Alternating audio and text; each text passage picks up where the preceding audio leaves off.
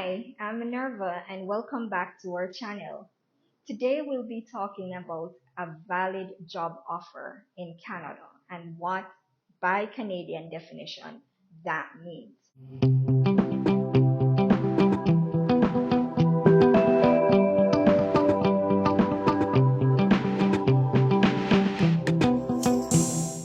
So a lot of my clients too, they do come to me and they ask, how can I get a job offer in Canada? Majority of the time, for what we are used to, we know that a job offer is a written document, a written letter, a written email that is given you, an offer to work in the company that you have applied for and was successful in obtaining that job. However, a valid job offer by Canadian definition is a job offer supported by a labor market impact assessment, most commonly known as the LMIA, right? So many people ask, how do I get that job offer supported by an LMIA? So there are many resources out there that you can utilize. The main one would be the Canadian government website, which is the job bank. You have other websites such as Indeed that you can also, utilize to look and see if you can find some of those job offers supported by LMIA. Sometimes you can do the search within those apps and or their websites and look for LMIA job offers, right?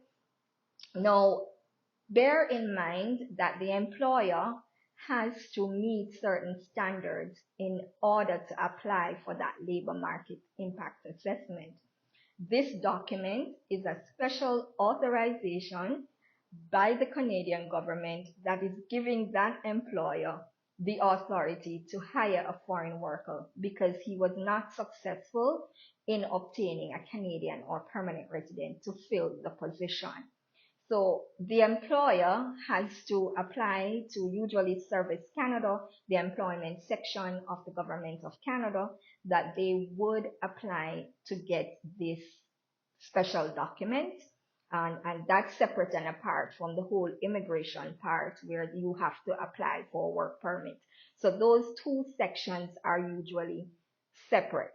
The first stage is that the employer has to apply for that labor market impact assessment. And if they are successful, they will receive a positive LMIA. So yes, you may receive a job offer, and that would be your preliminary job offer that you have been successful. The employer is impressed and would like to offer you the position. But after offering you the position, then he has to go and apply for that labor market impact assessment. Upon being successful and obtaining that labor market impact assessment, then he'll give you a final job offer, which should have your labor market impact assessment or your LMIA number noted on that job offer. So if you get a job offer and it has no LMIA number on it, it simply means it's not the final job offer, right? Now, there are some exemptions to this rule. There are a few occupations that are what you called LMIA exempt, right?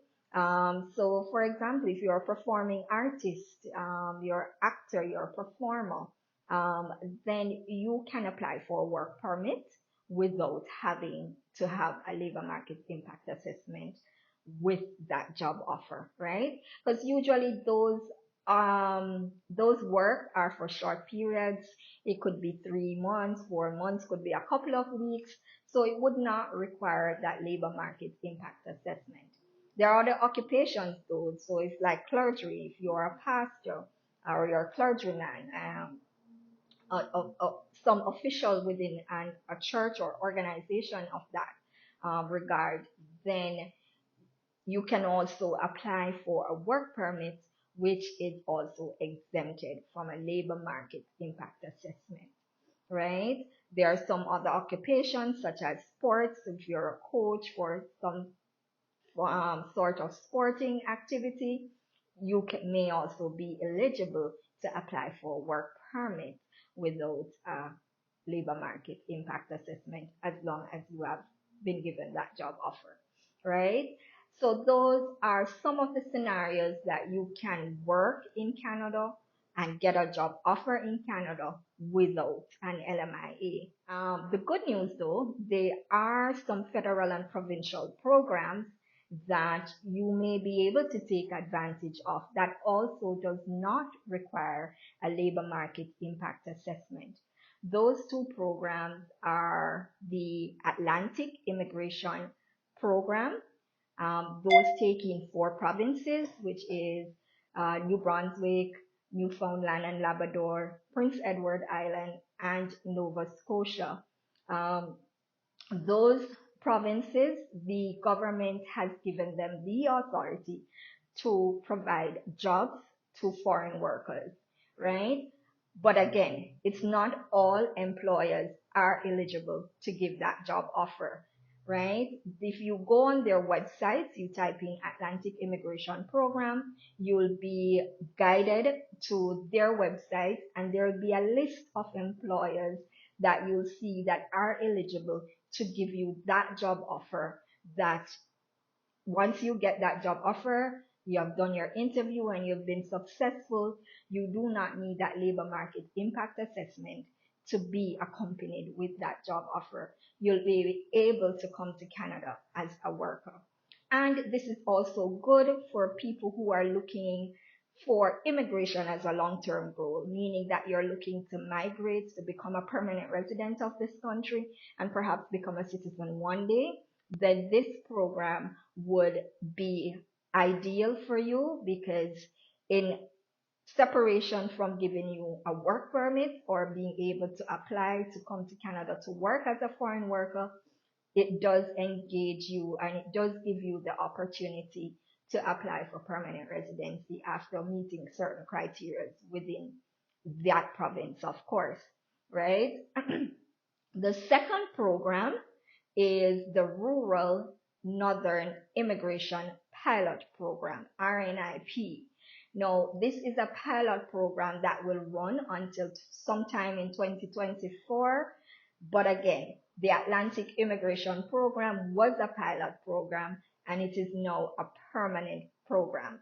So depending on how good this program has worked over the period of the pilot that it has been given, or the pilot program has been running, this program could also be a long-term program in the future. So again, if you get a job offer, I know in Ontario, the provinces or the cities that takes part of it is the Timmins, Sudbury, North Bay, and you have provinces you have cities, sorry, you have cities in other provinces such as Alberta that does participate in the RNIP program as well, Rural Northern Immigration Program, right? So once you get a job offer from any one of those towns, um, then you will be also be eligible to come to Canada as a worker.